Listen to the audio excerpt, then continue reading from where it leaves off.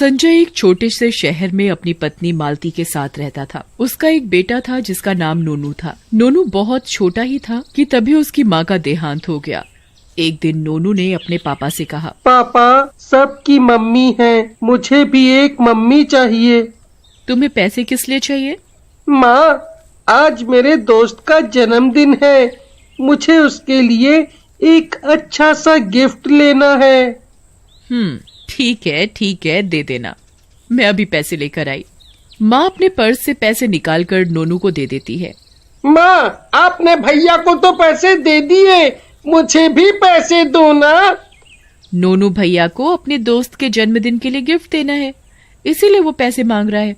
पर तुम्हें पैसे क्यों चाहिए? माँ, मुझे अपने लिए वीडियो गेम लेना है। देख पारस, मेरे पास ये उल्टी सुल्टी चीजों के लिए पैसे नहीं है। आजकल तुम्हारा ध्यान पढ़ाई में कम, खेल कूद की चीजों में ज्यादा रहता है। माँ पारस को पैसे नहीं देती तो पारस उदास मन से वहां से चला जाता है। वो सोचता रहता है, ये मेरा सौतेला भाई है, फिर भी माँ उसे ज्यादा प्यार करती है और मुझे कम। पारस को दिन पर दिन अपने भाई नोनू से नफरत होने लगी थी और दोनों भाई बड़े होने लगे थे। जैसे जैसे दोनों बड़े हो रहे थे, पारस की नफरत नोनू के लिए बढ़ती जा रही थी।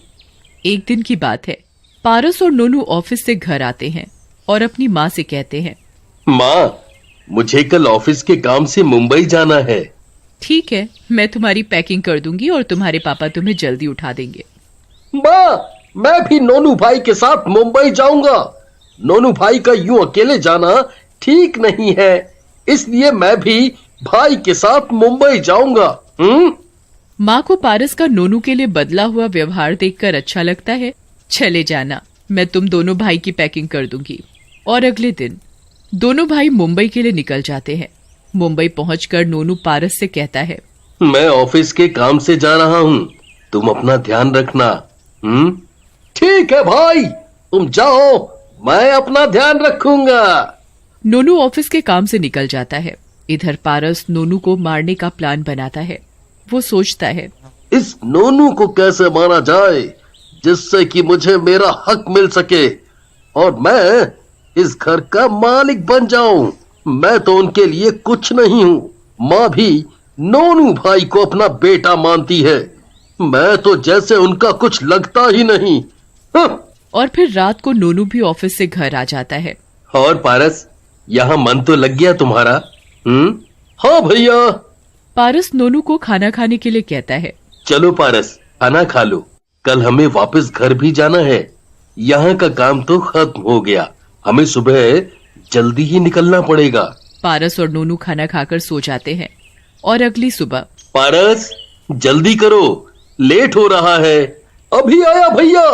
पारस अपने साथ एक बैग में मिट्टी के तेल की बोतल और माचिस रख लेता है। इस बात का नोनू को बिल्कुल भी पता नहीं चलता। फिर दोनों भाई अपने घर की ओर निकल पड़ते हैं। तभी रास्ते में पारस चुपचाप बैग से मिट्टी के तेल की बोतल निकालकर गाड़ी में डाल देता है। नोनू भैया, मुझे टॉयलेट जाना है, जरा गाड़ी रोक दो प्लीज। नोनू गाड़ी रोक देता है। पारस माचिस जलाकर गाड़ी से नीचे उतर जाता है और वो दूर निकल जाता है। नोनू इस बात से बेखबर था कि गाड़ी में आग लग चुकी है। तभी गाड़ी में जोरों की आग लग जाती है। मुझे बचाओ, मुझे बचाओ, गाड़ी में आग लग गई है, मुझे बाहर निकालो पारस, मुझे बचाओ, मुझे निकालो पारस।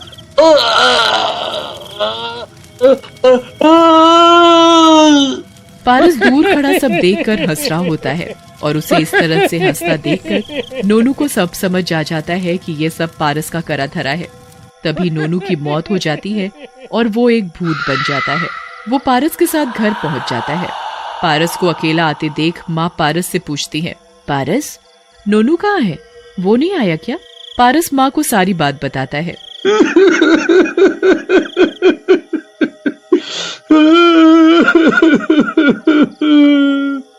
माँ, गाड़ी में आग लगने की वजह से नोनू भाई की मौत हो गई। माँ नोनू की मौत की खबर सुनकर बहुत रोती है। माँ, मैंने नोनू भैया को बचाने की बहुत कोशिश की, पर मैं बचा ना सका। माँ, होने को कौन टाल सकता है, कौन टाल सकता है। फिर पारस घर से बाहर चला जाता है।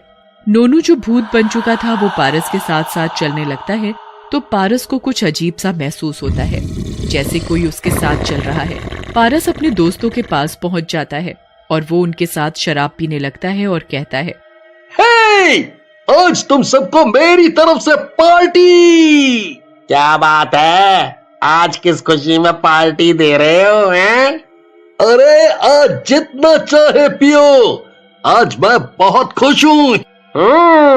ऐसा क्या मिल गया जो इतना खुश हो रहे हो? कोई तगड़ा माल हाथ लगा है क्या? कुछ ऐसा ही समझो, आज मेरे रास्ते का सबसे बड़ा कांटा निकल गया।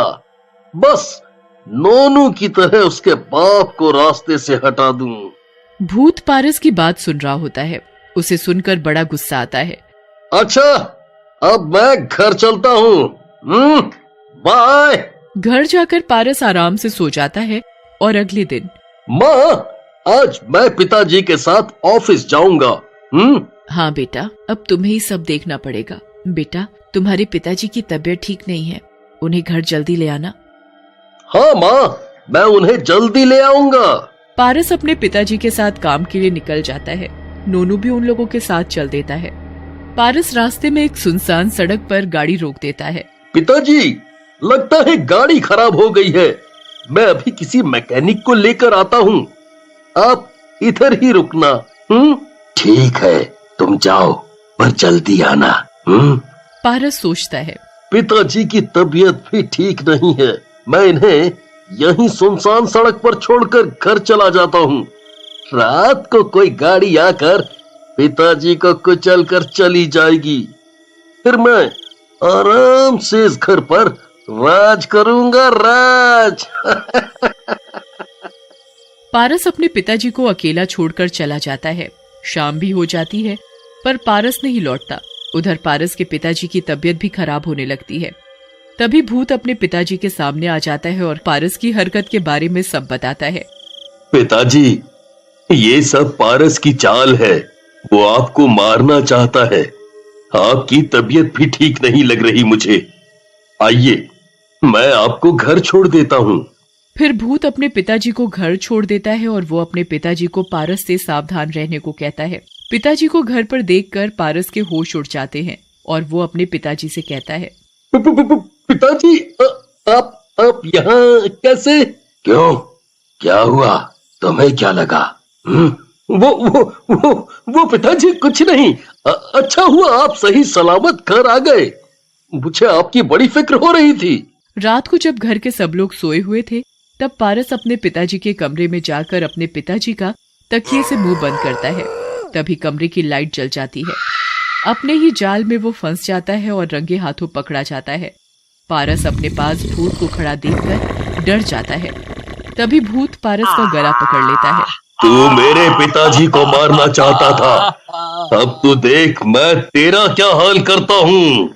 माँ भी पारस की करतूत देख बहुत शर्मिंदा होती है कि एक बेटा ही अपने पिता को मारना चाहता है। तभी माँ पारस से बोलती है, पारस, तू अपने ही बाप को मारना चाहता है, क्यों? हाँ, मैं अपने बाप को मारना चाहता हूँ क्योंकि नोनू मेरा सौतेला भाई है। मैं इससे नफरत करता हूँ।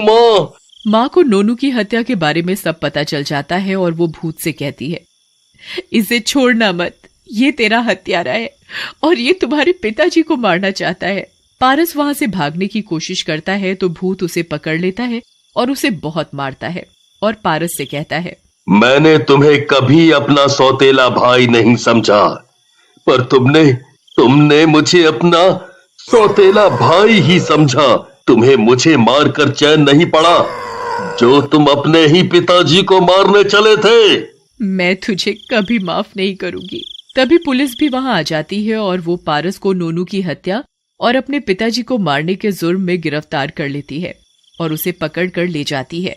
पिताजी, अब मेरा यहाँ कोई काम नहीं, मैंने अपना फर्ज पूरा किया, अब मुझे जाना होगा। ये कहकर भूत चला